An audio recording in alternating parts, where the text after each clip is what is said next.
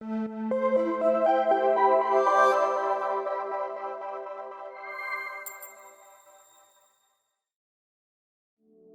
México, 5 de cada 10 habitantes rebasan el límite de consumo diario de grasas saturadas, de acuerdo con el Instituto Nacional de Salud Pública. Lo anterior está ligado a las altas tasas de sobrepeso y obesidad que colocan al país en los primeros lugares a nivel mundial. La última encuesta nacional de nutrición y salud arrojó que al menos 7 de cada 10 mexicanos tienen sobrepeso u obesidad. Esto se debe en gran medida a la dieta cotidiana. Grasas, azúcares, alimentos ultraprocesados y carnes son lo que habita en las familias de este país. Pero, ¿por qué preferimos las grasas y las azúcares antes que los vegetales?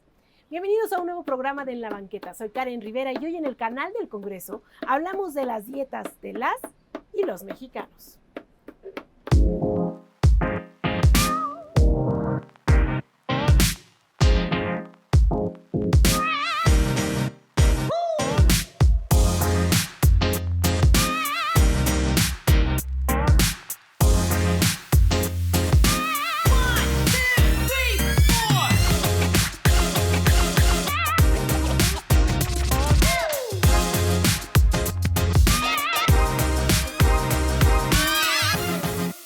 Actualmente, la dieta de los mexicanos en promedio se conforma de tortillas de maíz, pan dulce, que todos conocemos el pan dulce mexicano, también de verduras, de frutas, pero hay un alto consumo de carnes rojas y leche también. Entonces, principalmente son los alimentos más consumidos en promedio. Esto puede variar en diferentes regiones del país. La dieta de los mexicanos sin duda se basa en el maíz, en la tortilla es el principal alimento que consumimos, que es un alimento, afortunadamente un cereal integral que tiene mucha fibra y muchas propiedades y es muy saludable. Pero algo que es muy preocupante es que también se basa en alimentos ultraprocesados, chatarra, que no son nada saludables, alimentos que deberíamos de consumir solo los fines de semana, en ocasiones especiales como los refrescos, las bebidas azucaradas, las carnes procesadas, el pan dulce, las galletas, todo lo que tiene mucho azúcar, lo que tiene muchos sellos que ahora vemos en los empaques, todos estos son alimentos que no deberían de formar parte de nuestra alimentación diaria.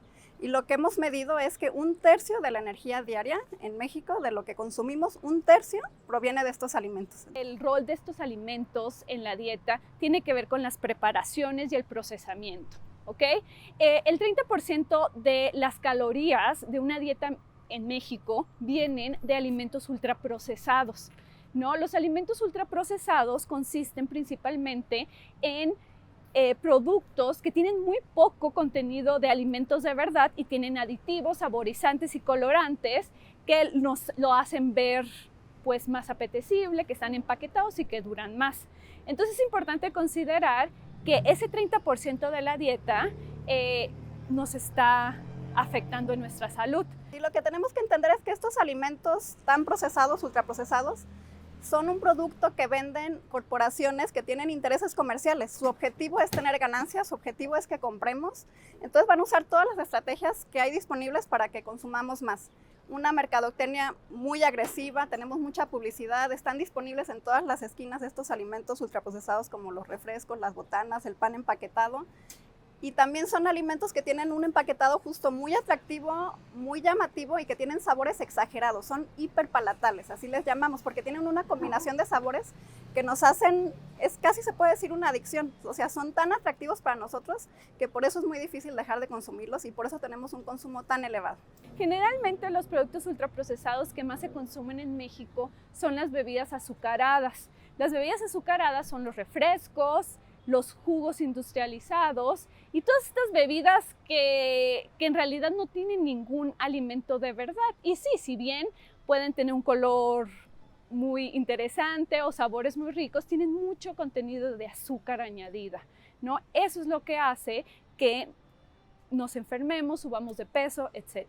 ¿Qué es lo que más espanta en materia de nutrición en México?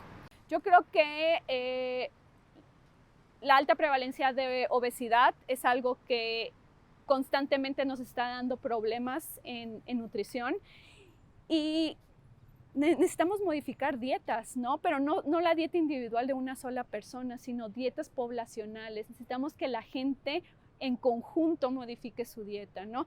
Porque hay un componente social muy importante en la dieta. Nosotros comemos lo que nuestro entorno social come, ¿no? Entonces, si nuestro entorno social está consumiendo alimentos que no necesariamente son saludables, es muy probable que nosotros terminemos consumiendo esos mismos alimentos. Entonces, hacer cambios en comunidad se vuelve algo muy importante. Más que las garnachas, porque dentro de las garnachas podemos encontrar opciones, a lo mejor alimentos no fritos, unos tlacoyos que no son fritos, que son de haba, que son de frijoles, es cosa de buscar. Pero sobre todo son estos alimentos que menciono de los empaquetados, los refrescos. Yo creo que los refrescos, el que vayamos a las garnachas y acompañemos con refresco ya fue mucho peor a que no hubiéramos tomado con agua simple, por ejemplo, ¿no? Entonces eso es lo que más tenemos que poner atención. El pan dulce es algo que también comemos muchísimo en México. Es un alimento, ese sí es muy económico y es muy conveniente, ¿no? Es muy fácil desayunar eso, cenar eso, pero es un alimento, es llenador, pero es un alimento que tampoco nos está beneficiando porque es nada más harina refinada, grasa, azúcar añadida. Entonces tenemos que buscar con qué alternativas podemos cambiar para tener una alimentación que tenga muchas más frutas, verduras y, como les comento, frijoles. ¿Cuál es un alimento de verdad? Un alimento de verdad, una fruta fresca es un alimento de verdad. Una tortilla de maíz es un alimento de verdad. Si bien está procesado, en realidad podemos ver y comer el maíz, sentir el sabor del maíz, ¿no? Generalmente los alimentos de verdad son alimentos mínimamente procesados, que quiere decir que si a lo mejor se cocieron un poco, en realidad no tienen otras cosas añadidas.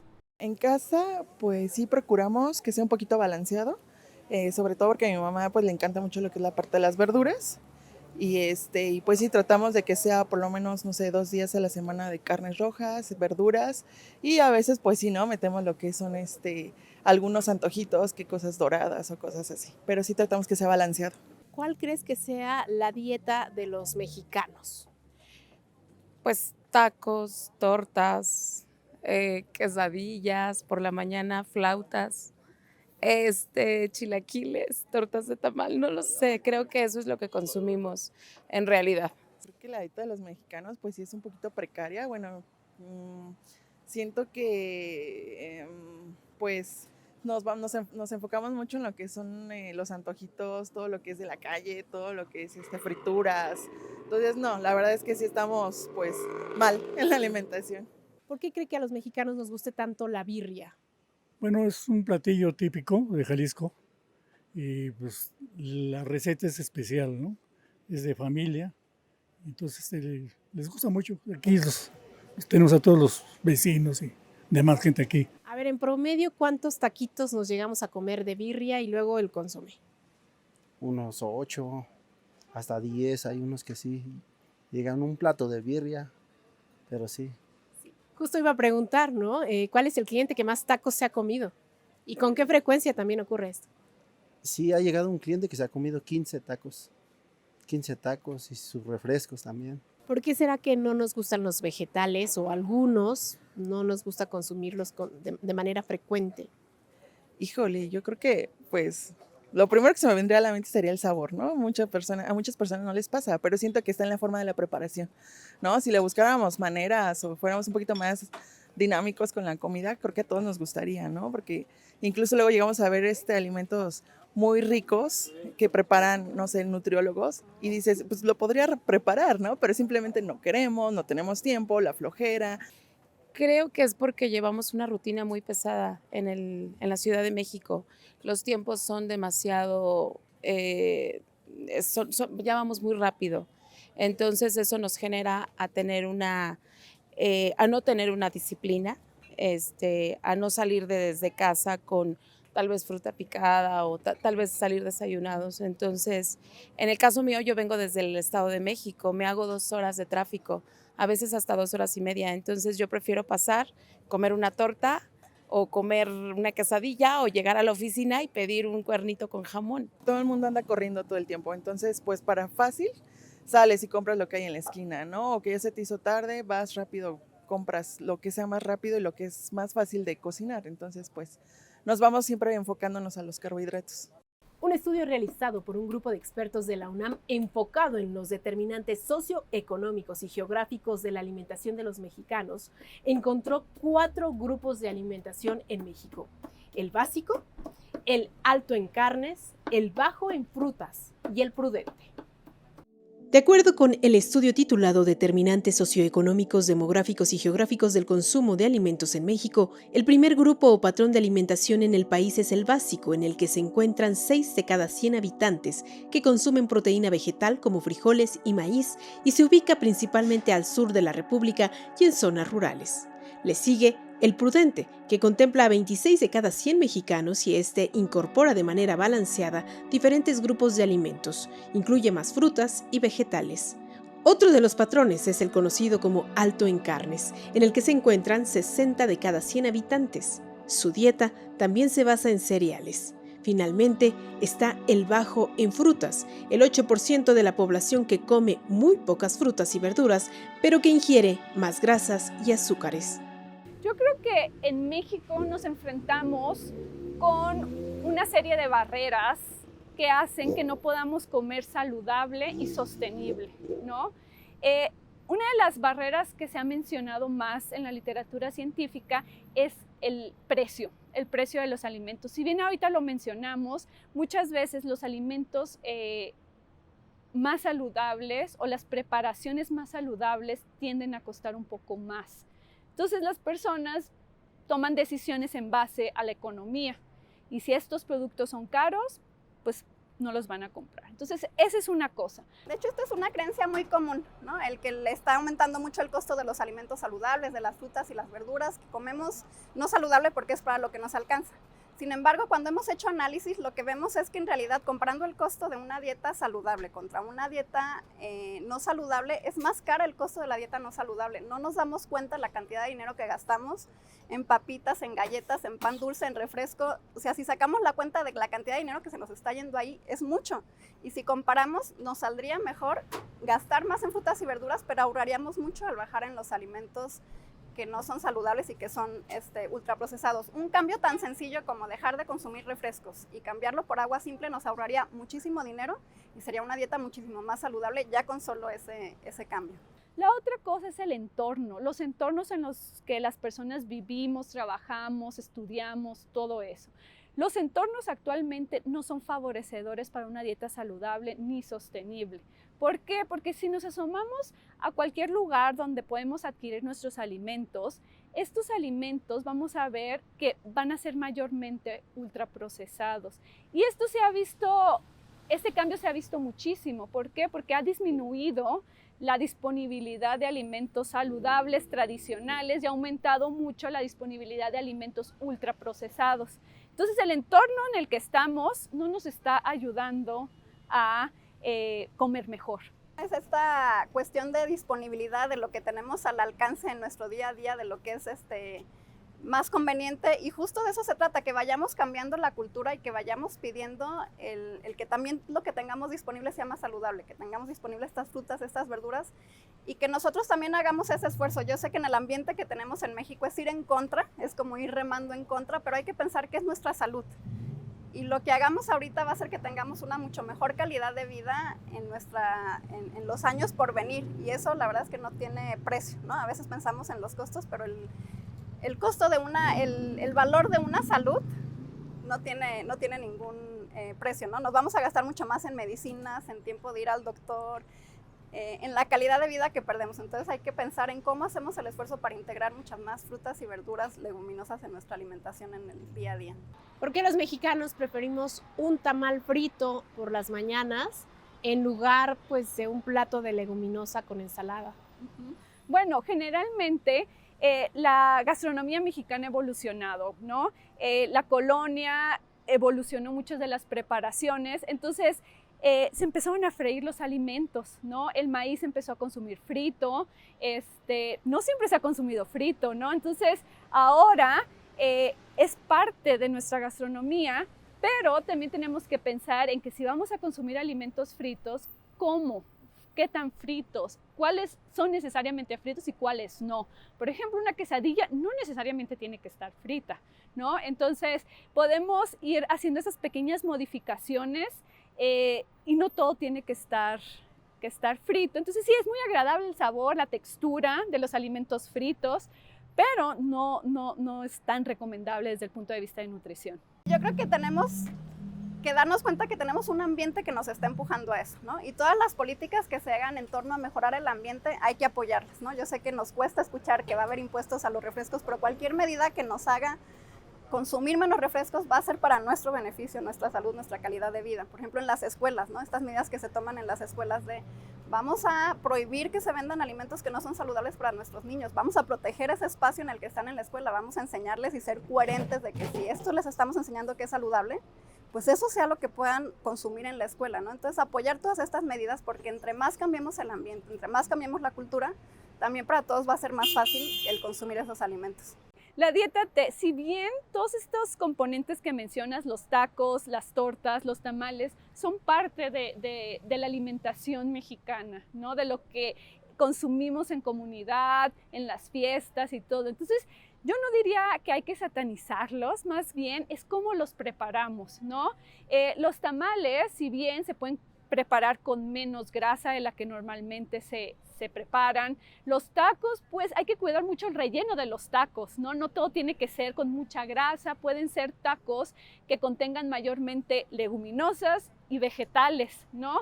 La gastronomía mexicana tiene muchísimas recetas que se pueden hacer vegetarianas o a base de plantas. Yo creo que nos tenemos que aprovechar de esas ventajas para consumir tacos, pero un poquito más saludables, ¿no? Y de vez en cuando los de suadero si quieren, ¿no?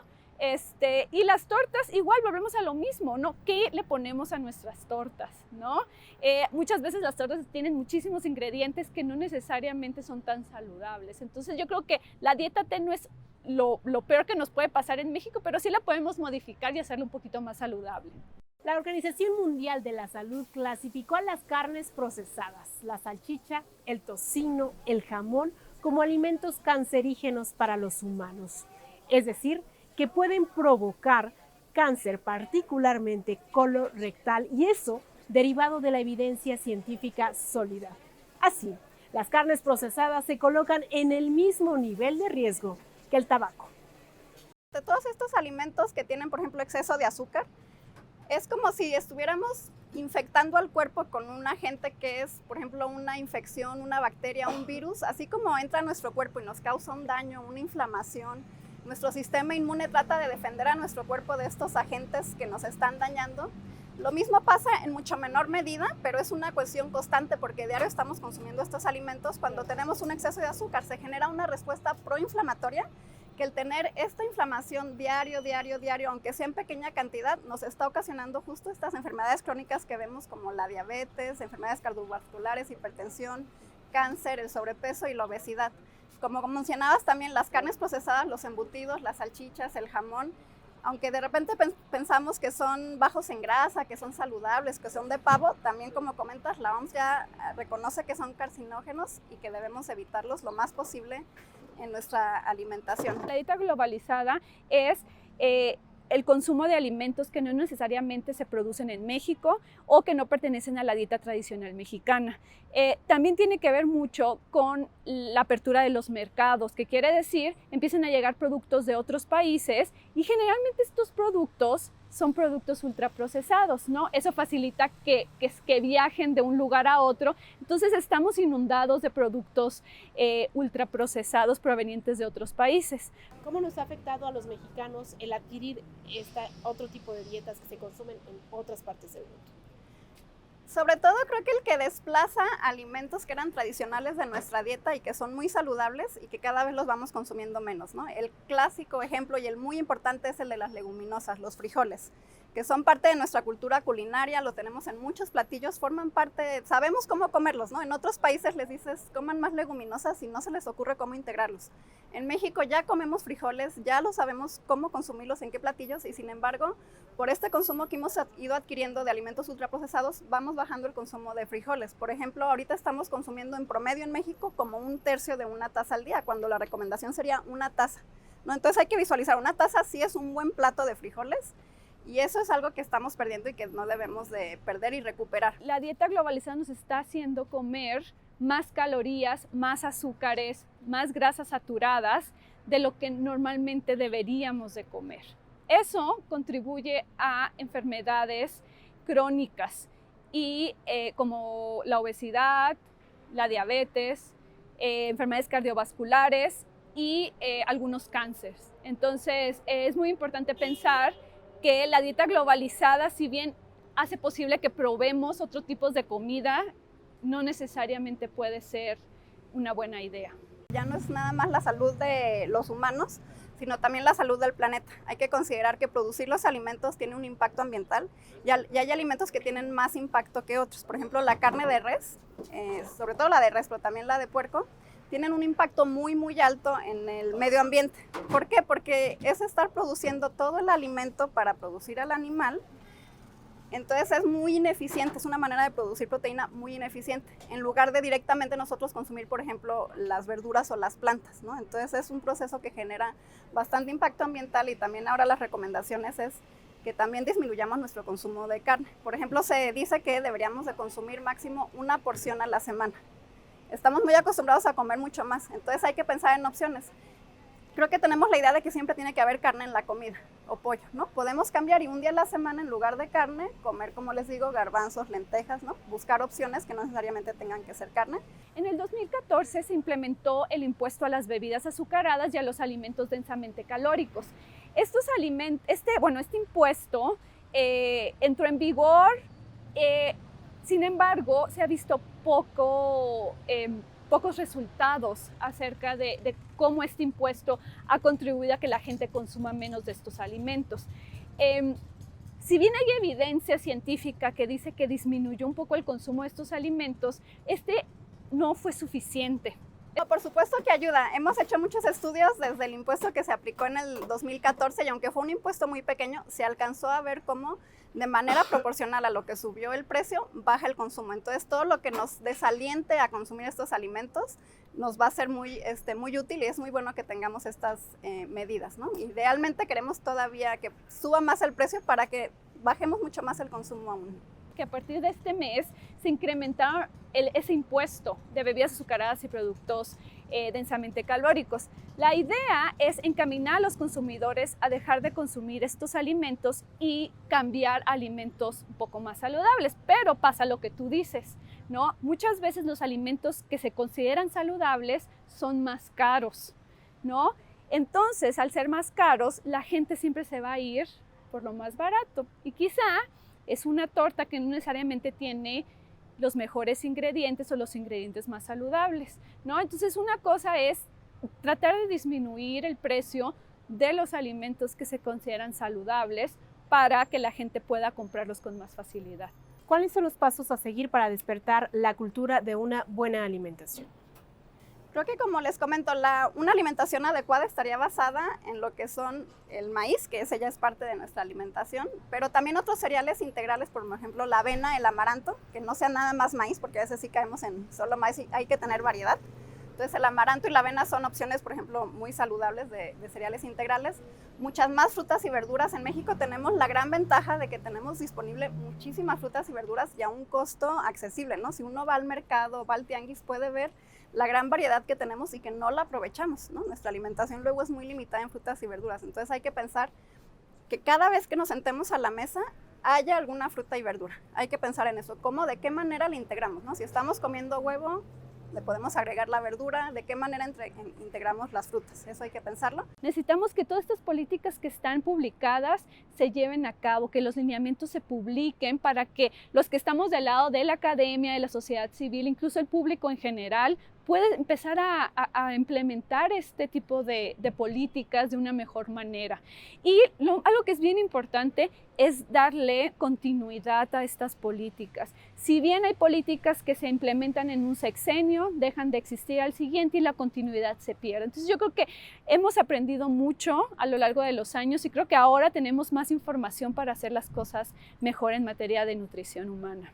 Otro alimento que no es muy común en México, pero que también podemos integrar, son las nueces y las semillas, los cacahuates, los frutos secos también son alimentos muy saludables, que esos no están en nuestra cultura, pero por ejemplo, si tenemos antojo a media mañana de algo, tenemos hambre, pues cargar con unos cacahuates naturales, no salados, o unas nueces, eso por ejemplo nos puede saciar ese apetito y es un alimento bastante saludable.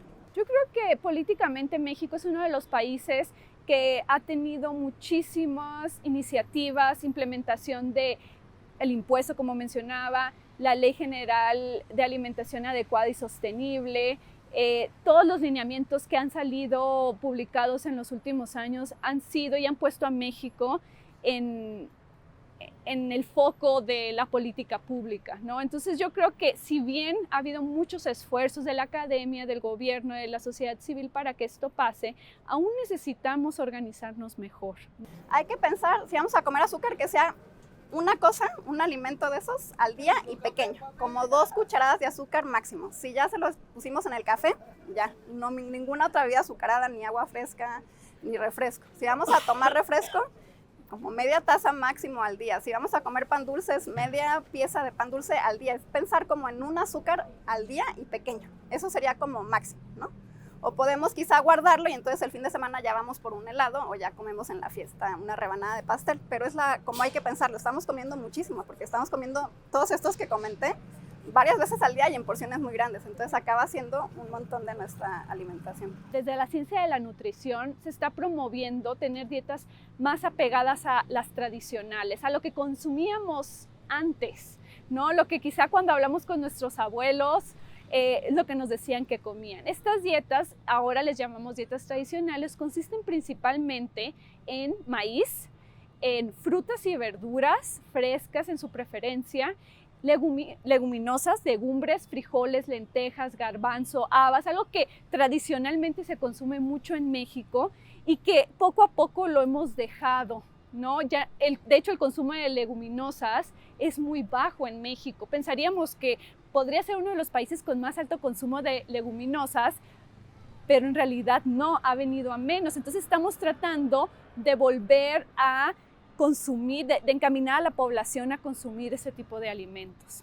Creo que en México nos hemos acostumbrado a vivir enfermos. Tenemos conocidos, tenemos familiares que tienen todas estas enfermedades, pero no es normal.